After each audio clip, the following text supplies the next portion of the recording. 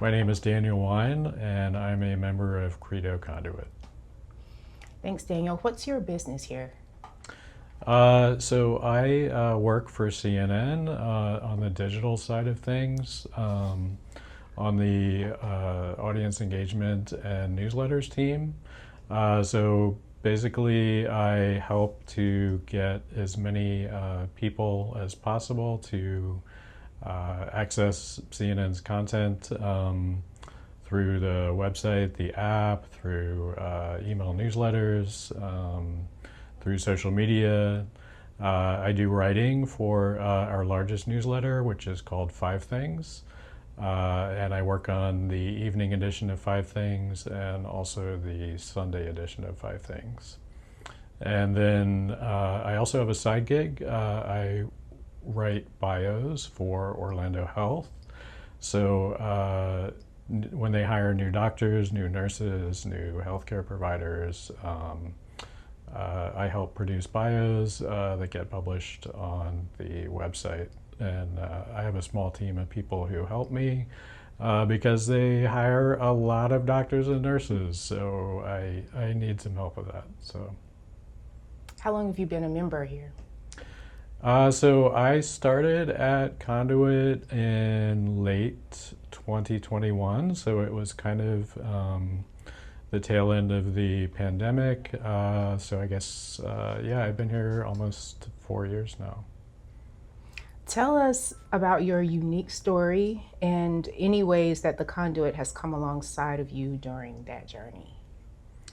Well, so when I started, I was doing freelance work at the time, and then a few months after that is when I got hired for the CNN job that I'm working in now. But basically, I was working at home in our tiny little house and sitting at my dining room table, and I think a combination of remote work and kind of being under lockdown from the pandemic for so long at that point, I really needed to make a human connection, and so that was when I started looking around at what the co-working options might be around town. And it was really just kind of coincidentally, like that the first place that popped up was Conduit.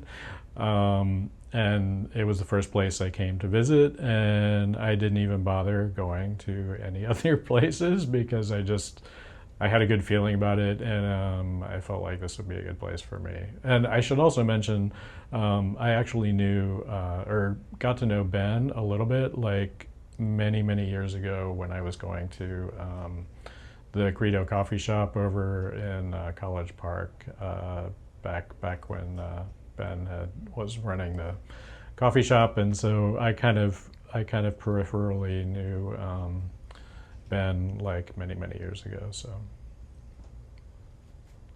Are there any connections that you've made while being here that have continued to pour into your journey? Yeah, I mean, I think one of the things that I really enjoy about coming into the office is because I'm a remote worker, I'm connecting with my coworkers who are kind of spread out all over the country just via Zoom. And so there's not that personal connection. And what I enjoy about coming into the office is even though technically the other people here are not really my coworkers, they kind of have become my coworkers because, I see the same people when I come into the office. I get to know a little bit about what they're doing. There's people who work in all different fields here. And some people like me are working for a larger company and they're remote workers too. And then you have a lot of people who are, kind of one-person operations. They're entrepreneurs. They're starting up their own business. And,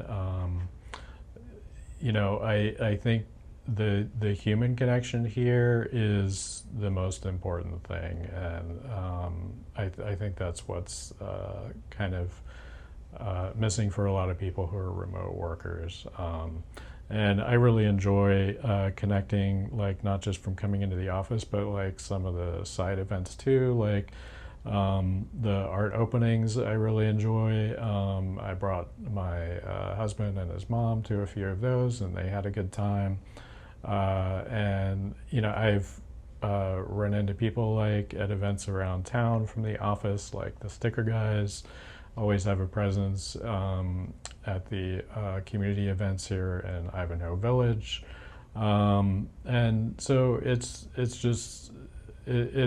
not just an office. It's you know, kind of a real community where I feel like I've made some friendships and things that will last for a while. So.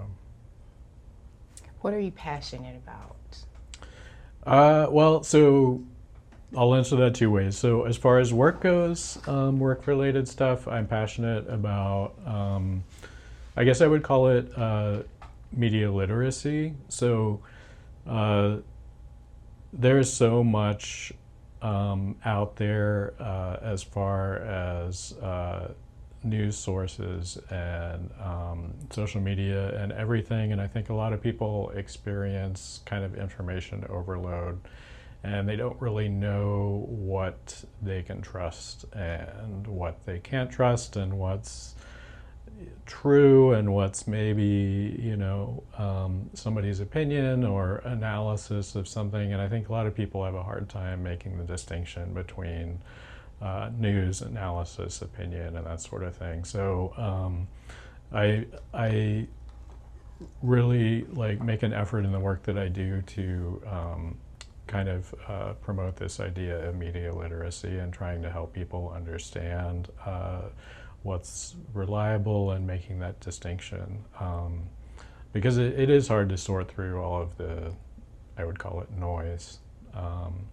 And then outside of work, passionate about traveling. So my husband and I travel as much as we possibly can and as much as finances allow. We have visited 48 out of the 50 states so far. And hopefully in the next few years we can knock those last two states off the list. That's Hawaii and North Dakota, by the way. North Dakota might be a little tricky, but we're going to figure out a way to do it. And we've done probably like 10 or 12 cruises. We've taken a few trips overseas. And we are supposed to go to London for my birthday in a couple months, so looking forward to that. So yeah. Awesome. Well, thank you, Daniel. Sure thing. Happy to do it.